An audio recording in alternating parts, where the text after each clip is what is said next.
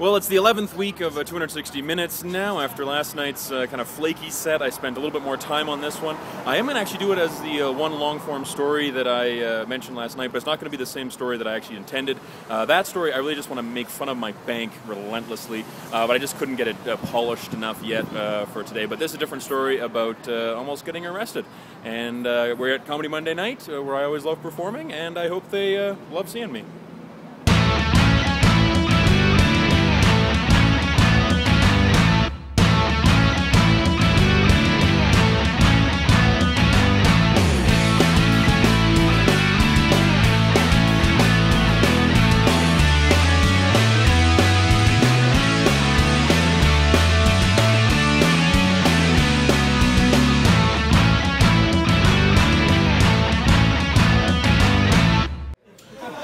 Actually, tonight's a topic. I'm going to tell you the story of the time that I was almost arrested, legitimately. Like, I was 1 second away from being in the slammer for a night.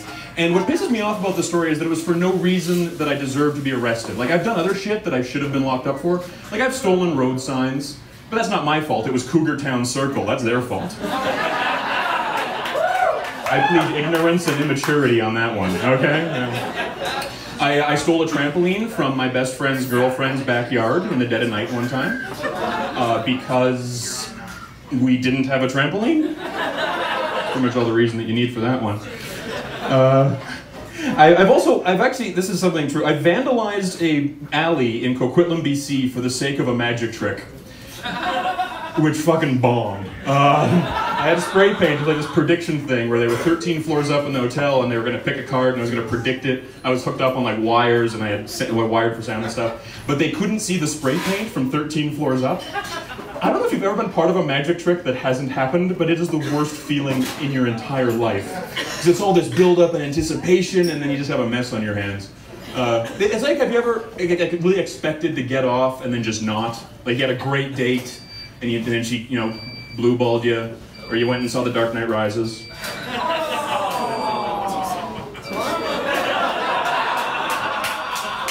I actually love the movie, I just thought it'd be funny, but I was fucking wrong. God damn. The story to me almost getting arrested, there are three important events that happened that I need to tell you about, otherwise the rest of this makes no fucking sense. Number one, my friend's house, his mom got drunk one night and busted their back screen door. Because we've all done something like it, walk into the fucking door, boom, I'm fine. Yeah, that happened. The week before this happened, there was a massive windstorm in Vancouver, which blew over a bunch of plants on the deck. Important thing number two. Important thing number three is that my iPhone wasn't working because it was pushed into a pool because I said, hey, I have my iPhone on me, please don't push me into this pool. Apparently that's all you need to do, really. So. I took it to the Apple Genius bar, which is actually the first time I realized that the Apple Geniuses are just geniuses because they make you feel like a fucking moron. I once had a problem with my headphones and I made an appointment and took it in and handed it to the guy and he said, yep, and he picked out lint with a toothpick. Yeah, they're not an Apple genius, I'm just an Apple retard. So I set off the alarm at my friend's house because I was staying with him, then we hopped on a cruise ship, we went down to Los Angeles, and I flew back a few days early, and he gave me his house keys to let me into his house. But he did not tell me that he had an alarm. Why did he forget that he had an alarm? I don't know, it could have been just a brain fart, we all have them. Could have been because I slept with his girlfriend. Posted the sex tape online. It's really up in the air right now as to what happened. But whatever, no problem. The alarm starts going off. I'm like, there's no issue. I will just phone him. No. Point number three for my story, my iPhone is way out of commission. It is underwater. It's in a bag of rice right now trying to dry out. So I'm looking around for his phone and I don't know his number off by heart because I haven't memorized a phone number in 20 years. I have no idea. I have no contact information memorized. The only contact information that I memorize is like the address of like 80 porn sites. You don't want to write that shit down, you know, you don't want to have people creeping out. The exception of this, I do have the phone number of one friend, his name's Randy, his phone number is 28 ass sex. Donovan, that's too many digits. I know, I made it up. That's what you do sometimes. So anyways, I finally get the alarm code from my friend because I call him on his phone. We deactivate the alarm and then I yell at him for 5 minutes for ruining my night. Now, I don't normally tell jokes or I talk about cops on stage, and not for like the reason most people think, that like, oh, they have such a tough job, why would you do that?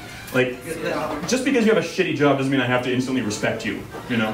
Like, I don't want to be a used car salesman, but I don't have to respect those guys. Like, oh yeah, they use high pressure tactics to sell you and get huge commissions. It really changes you as a person.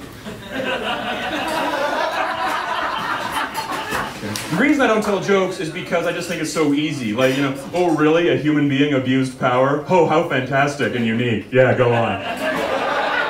That's the reason humans get power, okay? There's no other motivation to make money or be successful or anything. So anyways, the cop shows up, and they're, holy fuck, they're right out of a cop movie. Like, they're right out of Dirty Harry, because there's like the old guy and the rookie, and they're, you know, built, obviously, and they come up to me, and they were North Delta's finest. Which I do believe that phrase, like we have Calgary's finest, but I also believe that within finest there's still a spectrum, you know what I mean? Like the Olympics are going on right now, there's a lot of fine athletes, but there's still one guy that comes dead fucking last. You know, he's like the guy that's never seen the pool and is twice the time of Michael Phelps. Everybody's talking to him when he gets done the race, like, oh well he showed up, that's the spirit of the Olympics. These are the cops that I have. Now first of all, they're not that bright, because what innocent person sticks around to the crime scene? Their response time was not great. It was like 15 goddamn minutes. I could have been all the way in Delta, not just North Delta by then, you know? So, they were idiots. The second of all, I now had the alarm code. Like, I turned the thing off. You know, like, it was just a bizarre thing. Like, you don't think I would have done that right away when I got in? And so the cop shows up, I've turned off the alarm, I explain everything. And one guy is talking to me, the other guy steps around to the back of the house, which is where the other two important points of the story come in. Because the screen door is busted and there's plants tipped over on their deck. I am fucked. But I don't know that I'm fucked. They just know that I'm fucked. So they're talking to me, and I started to see, getting interrogated by a cop only works if you're dumber than the cop. Which half the time is not the case. It's not a good system. So I started to see like the wizard behind the curtain of this guy, because I was telling him like, oh yeah, their sister Amanda lives around the corner, she could identify me, it's all good. And then like 5 minutes later, he's like, oh really, you said her sister Amy lives nearby? I was like, no, Amanda, has it ever fucking worked for you? It was just so ridiculous. So anyways, they see this stuff behind, they actually start running my ID and shit, like this is getting crazy. And he actually says to me, like right out of a cop movie, he's like, you ever been in trouble, son? Son, the guy was like 22, I have no idea. Son, really? Alright. It was like he was the tough cop, he's gonna try to change my life by turning me around, like putting me on music or something. I don't know. I didn't go for it, I'll tell you that right now. But I'm so off this fucking set list. So much for being digital. Fuck me. Oh wow, I'm actually memorized all of this. Okay, moving on. Oh, okay, yes, so. Did that spoil the magic for anybody? A little bit? Okay, I'm gonna keep going anyways. So anyways, he's like, hey, did you get in trouble, son? And I was like, well, just this one time in grade 9, I got a misconduct form on the bus. And I was sick about it for like a fucking week. Like that, I was the kid that was so high-strung that punishment worked on me everywhere I went. Like, oh my god, my life's ruined. There's this pink piece of paper with my name on it. I'm not gonna go to university. I'm gonna get a shitty job like a cop. My life is ruined, you know? And, to be fair, I didn't go to university by choice, and that second part, I'm really on board for. I didn't say the setup for that second part. Fuck, I gotta read this thing. So anyways, finally there's some guy that shows up at the scene of the crime, and he can identify me because I'd done a recent fundraiser show for my friend's brother-in-law who had cancer. Like, we paid for his entire treatments in one night. This guy was at the show, so he shows up and he can recognize me, but he doesn't want to talk to the cops because he's a major pot dealer. Yes, and I was like, dude, fuck it, it's BC. I'm in way more trouble right now. Like, this is breaking and entering. So finally his sister shows up and like, no, we know him. And then the cops were like, instantly like, well, you'd have no idea how close you were there, hey? And I was like, yeah, fuck you, Delta's finest. So that was the new 5. Thanks for listening to that. Like young couples especially, because when I see them about to hook up, I'm always so happy that humanity will continue without my involvement. I'm like, oh thank God, you guys got this. Alright, I'm gonna go be alone. Well, that went great. Certainly made up for not going as great last night. I really liked the fact there was a through line for the 5 minutes. I thought it made it easier to follow. I thought it made it easier to get on board with. The danger of that is, of course, if they didn't get on board with it, I was in serious trouble, but it didn't go that way, which is great. I think a lot of that stuff will stay. I'm excited to try it again. Needs a little bit of pruning out on some of the build-up and the setup just to get to the punch a bit quicker, but other than that, I'm happy about this one.